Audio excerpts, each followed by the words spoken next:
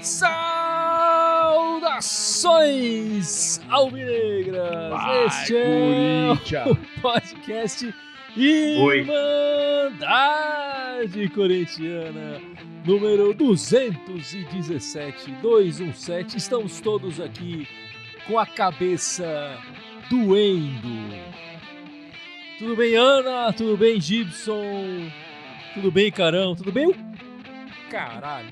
Tudo bem o caralho pra botar em português.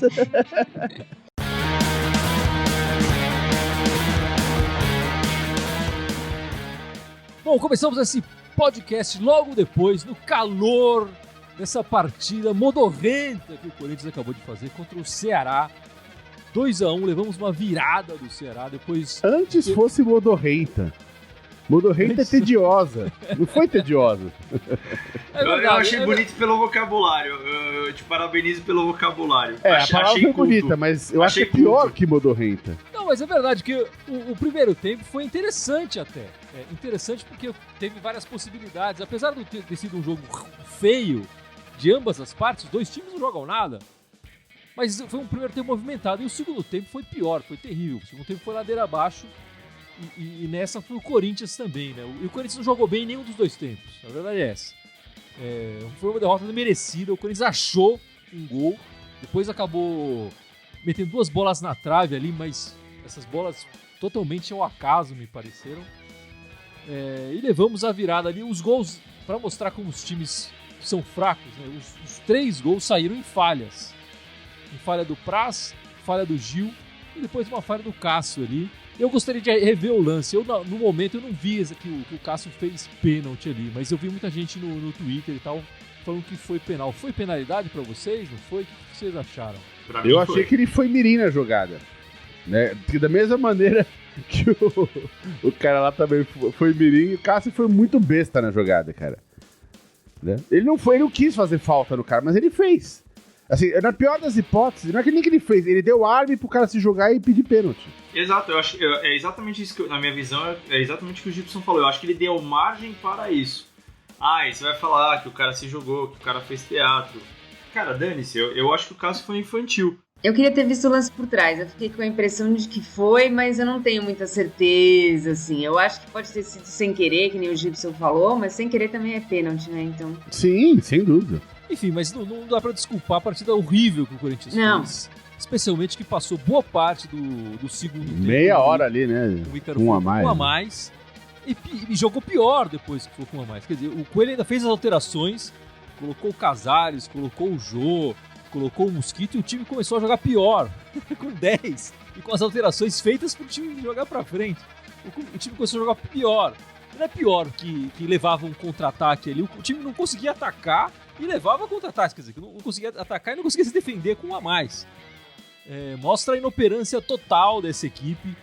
E eu não quero colocar a culpa no Coelho, não quero colocar a culpa no Cássio, não quero colocar a culpa no Gil, no Mosquito, no Jô, no Caio Ribeiro que pediu o Cantilho que tava na seleção. Né? Essa no meio do espetacular. A culpa é do nosso dirigente maior, nosso presidente, André Sanches, né? A gente tá 1 mês com um treinador interino, com o time não jogando nada, e agora surge ali no 50 do segundo tempo a história de que ele tá indo atrás do Wagner Mancini. Se é pra entrar nesse cara, por que não foi antes, meu amigo? Tinha que esperar tudo isso, né? Tinha que esperar tudo isso. A culpa maior desse resultado é do presidente, ou eu tô enganado? Não, sem dúvida. Tá só somando, é um erro atrás de um erro, atrás de um erro, atrás de um erro, né? O time tá uma porcaria, não tem técnico, e tudo, obviamente, é culpa do Andrés. Agora, por que demorou 1 mês pra ir atrás de um cara como o Wagner Mancini? Com todo respeito ao Wagner Mancini. Mas é um técnico intermediário. Sei lá, eu analisando o Dorival, por exemplo, eu vejo que é um nível bem similar, talvez, ao do Dorival, e o Dorival tá sem clube. Por que não abriu negociação antes? Então, a gente tentar achar uma justificativa ou uma lógica dentro de uma coisa que não tem muita lógica, né? Eu acho que ele queria levar o Coelho até Até as eleições, mas tá impossível. Tá impossível. Hoje ficou bem claro que tá impossível. Não só o time não apresenta resultado, como assim, aí já começa a abrir margem pra gente discutir todo o restante também, do que tem de ruim do Corinthians. Que é o problema de dívidas. Ah, beleza, fechou o nome do estádio, mas tá, o que isso representa de fato hoje, nessa circunstância atual? Hoje ninguém mais lembra que anunciou o nome do estádio. Hoje tá todo mundo com dor de cabeça por causa do jogo. Eu acho assim, é sintomático que o Andrés, ao assumir o time lá em 2007, né? Ele pegou o time rebaixado também. Ele acabou levando, não estava rebaixado oficialmente, mas estava ali para ser rebaixado. Tá entregando 2 mandatos depois, sendo que todos feitos pela sua própria chapa, entregando um time na zona do rebaixamento até o momento, né? Vamos esperar. E espero que até o fim do ano, quando o mandato dele termine direito, o time não esteja lá.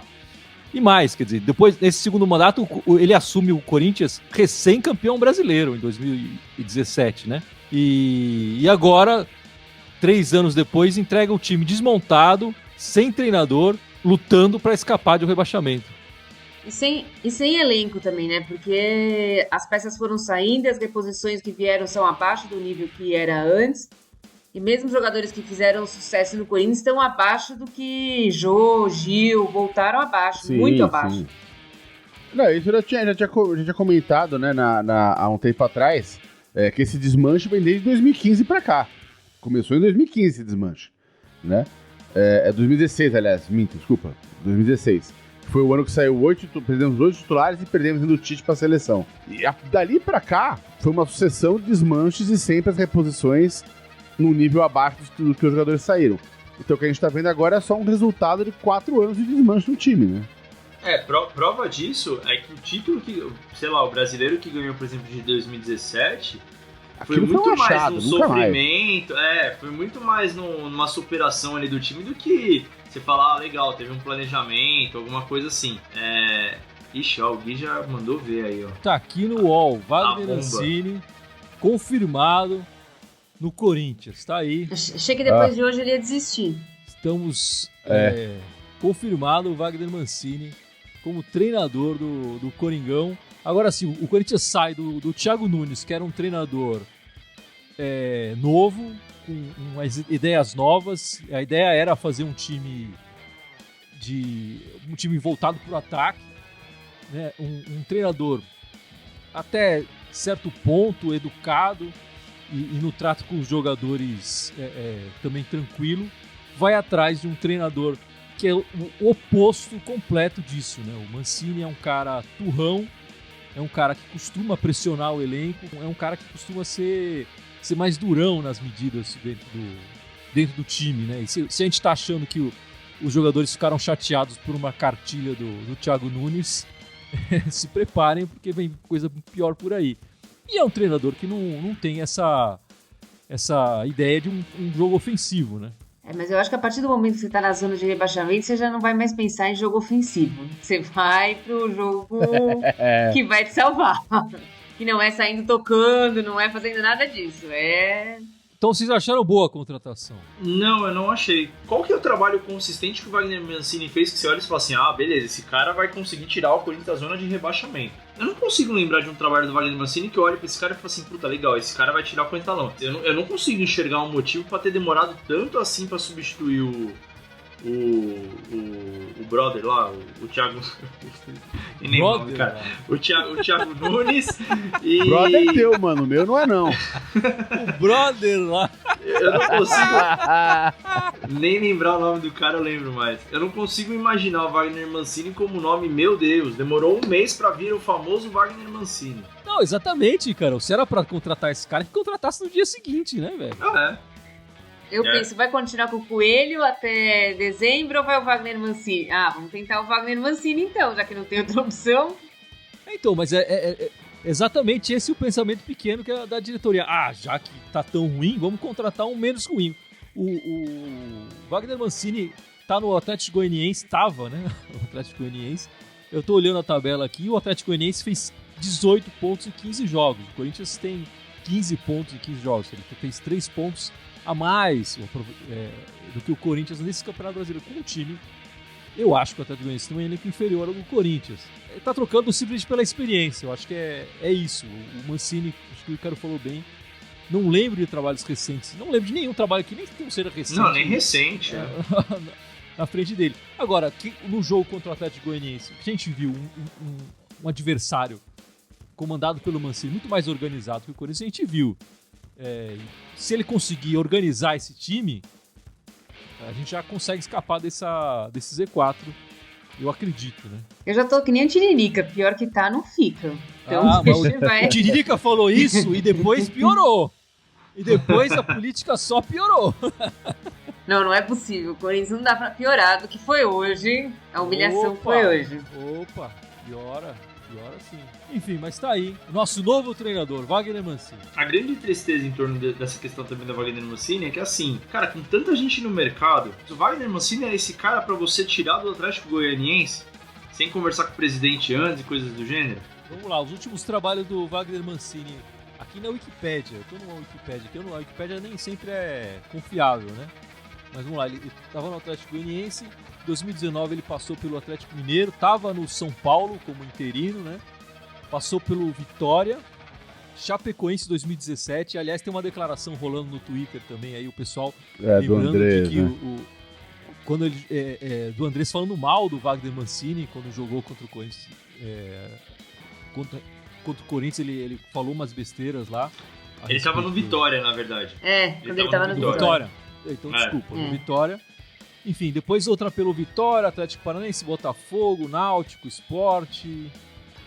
O cara rodado, mas enfim, os trabalhos dele são sempre meio que regulares pra baixo, né? É sempre meio que igual, assim, não tem muito o que falar. Esse negócio do Vitória aí, parece que foi numa época que o Vitória veio aqui, ganhou do Corinthians na Arena, e ele discutiu com, eu não lembro se foi o Osmar Garrafa, eu acho, numa coletiva, e aí vazou um áudio dele de WhatsApp meio que zoando o Corinthians e tal, e o repórter que tinha discutido na época, ele chegou a ligar pro Roberto de Andrade, escreveu uma nota pedindo desculpa pra torcida e tal, mas pegou muito mal. Que, enfim, até aí eu nem coloco tanto isso em jogo, porque tinha gente defendendo a vinda do Felipão, e que é mais que o Felipão já falou do Corinthians também. Então, eu prefiro o Wagner Mancini do que o Felipão. Tem nem que falar. Enfim, não tínhamos treinador, agora temos. Wagner Mancini estará no banco do Corinthians na próxima partida, certo? E já vai estrear sem o Avelar, sem o Cantillo, sem o Otero e agora sem o Cássio também. Acho que a participação do Cantillo e o Otero ainda são uma dúvida. Eles devem jogar com a seleção. Eles começaram no banco essa última partida. Não sei se eles vão jogar. O Cantillo nem entrou. Então. Se eles não jogarem, é possível que eles viajem e possam entrar em campo. Claro, sem treinar e tudo, depende. Não, mas aí é quase a mesma coisa do que está acontecendo agora. É verdade. Sem o Avelar, com certeza, sem o Cássio, com certeza. E precisa ver o Piton, né? É verdade. Precisa ver o Piton também. Espero que ele tenha saído antes de ter tido uma contusão ruim ali. Já que o Gibson levantou essa do Avelar, vamos falar, né? O Avelar na partida anterior, na qual ele marcou o gol, né, do Corinthians contra o Santos. Depois do final da partida, sai contundido e aí foi confirmada durante a semana uma lesão no joelho, né? Ele deve ficar fora, enfim, pelo menos uns 6 meses aí, imagino. Eu ouvi falar em 8. Então, aí depende muito da recuperação do jogador e tudo mais. Acho que nesse brasileiro ele não joga mais, com certeza. E como também não vai ter intervalo e tal, é bem possível que ele fique de fora do início do Paulista, pelo menos, né? Então, o Avelar que, sinceramente, cara, ele jogou bem essa partida contra o Santos, fez o gol, mas a gente precisava de um zagueiro novo, né? Claro, eu não queria a contusão dele, nada disso, mas a gente precisava de outro zagueiro. O Avelar não estava dando conta, eu achava que o Avelar não estava dando conta do recado. Mas assim, ruim com ele, pior sem, né? Mas aí isso mostra mais ainda o que nós estamos falando antes. Tem 13 zagueiros que o Corinthians paga. Tirou o Avelar, não tinha ninguém, foi tirar 13. Se você contar o sub-23. 13 zagueiros que paga salário, não tinha reserva, não tem reserva, foi trazer o Marlon, que era o último reserva do Cruzeiro, que tá na zona de rebaixamento da Série B. Da Série B, é. Olha a situação que Legal, nós hein?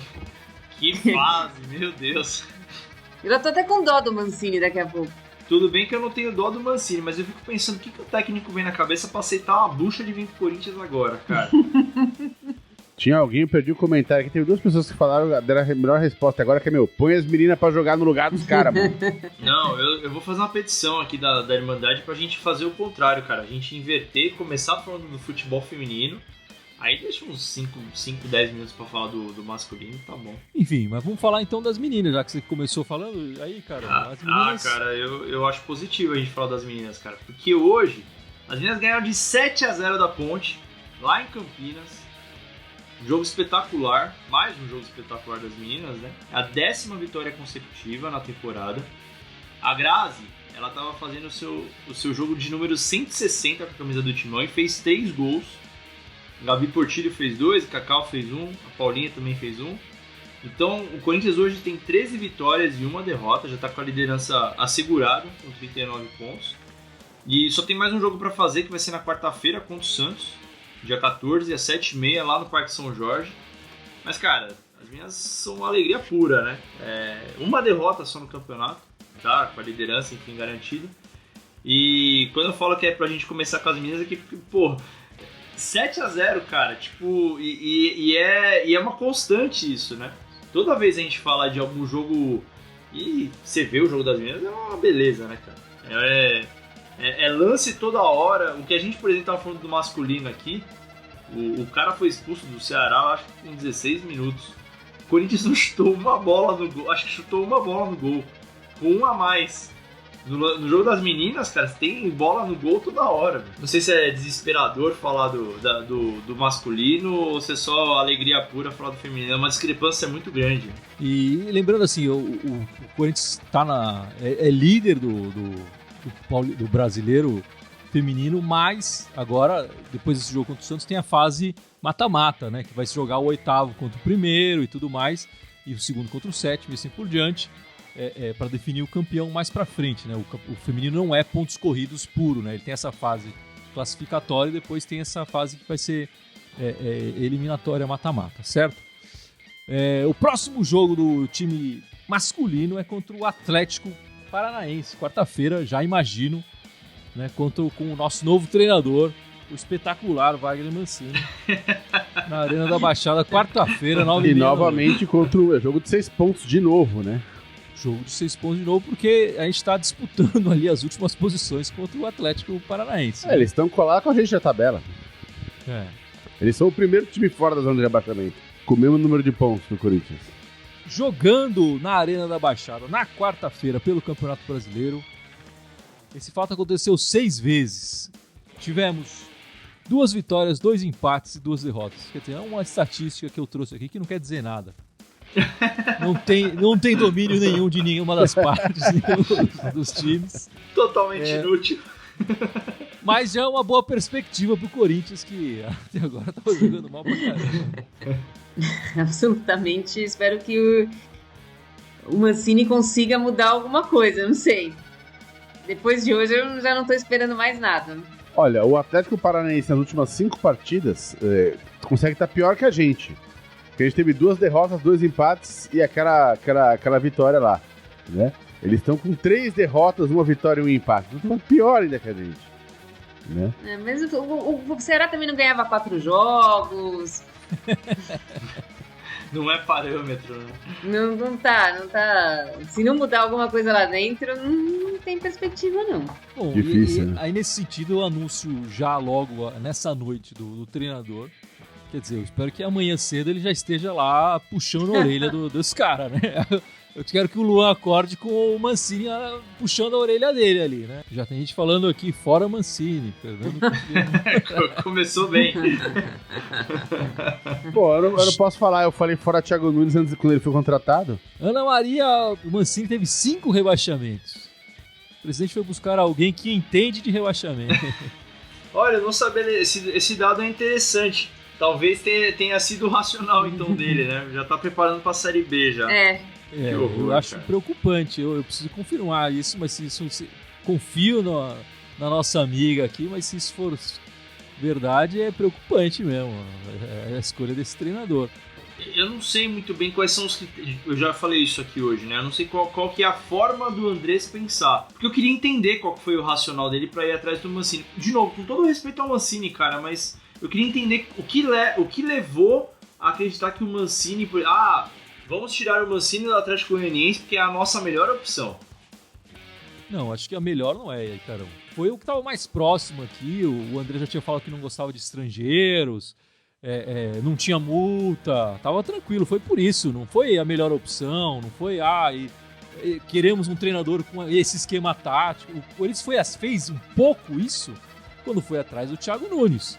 Agora é o desespero total e completo, né? Nossa, o que só piora. Então só piora a minha análise. Se for realmente isso, se for na minha visão, tá? Se o Wagner Mancini foi o nome pelo desespero, cara, eu já me preparo pro pior. Enfim, depois desse jogo de quarta-feira, o Corinthians vai enfrentar os Urubus lá domingo na Neoquímica Arena, 4 da tarde. E aí o Mancini já vai ter tido tempo, né, pra acertar essa equipe. E depois de uma partida razoável, que a gente vai conseguir um resultado bom contra o Atlético Paranaense, a gente vai jogar o fino da bola contra o Flamengo e vai conseguir uma vitória acachapante, não é isso, Gibson? Puta, goleada. Ô Gui, eu me lembrei do seu comentário na quarta, você falando, dá pra ainda buscar os 4 pontos, porque nós empatamos com o Santos.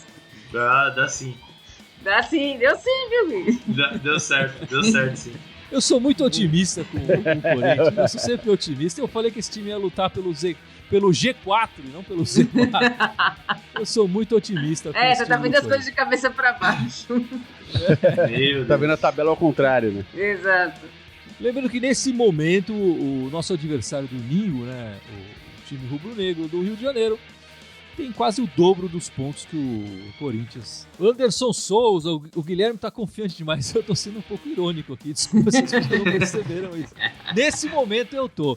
No podcast, quando eu falei que era deixa eu brigar pelo G4, eu não tava sendo, mas agora eu tô sendo, porque esse time aqui não... Enfim. Ao longo do podcast tem um momento que você falou que o Wagner Mancini era mais linha dura e tal, né? Isso é muito curioso, assim, porque quando eu falo também da questão de não entender como eles pensam, é que, caiu o Thiago Nunes porque, dentre uma das coisas, tinha perdido o elenco.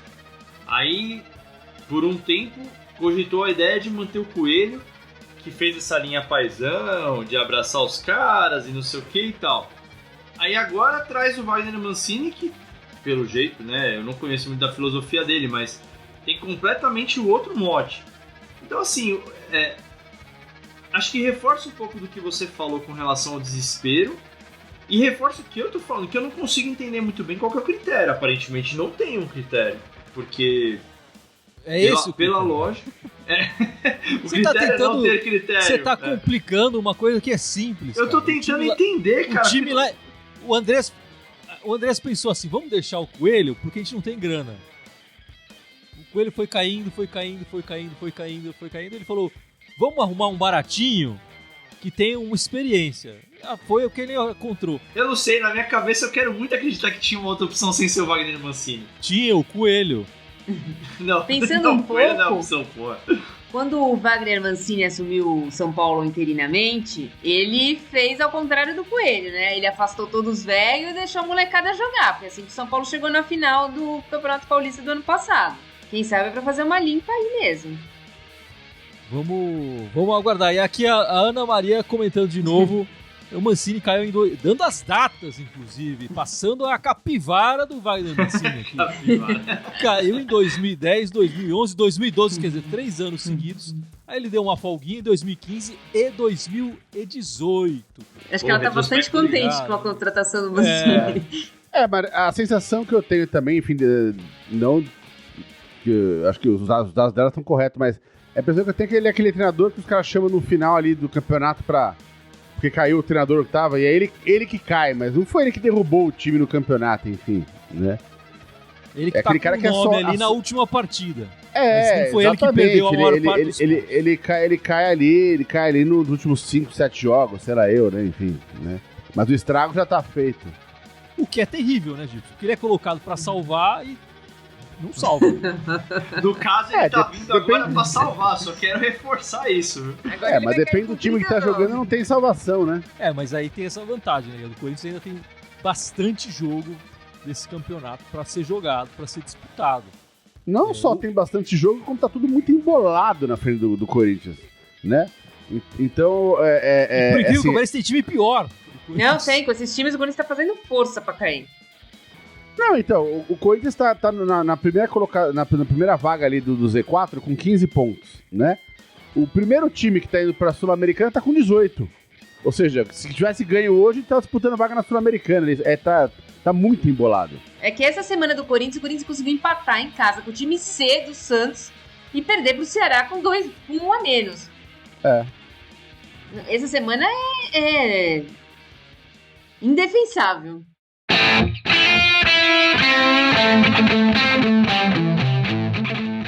Bom, meus amigos, depois de tanta animação assim nesse podcast, vamos encerrando, mas não sem antes o Icarão lembrar as nossas redes sociais, certo, Icarão?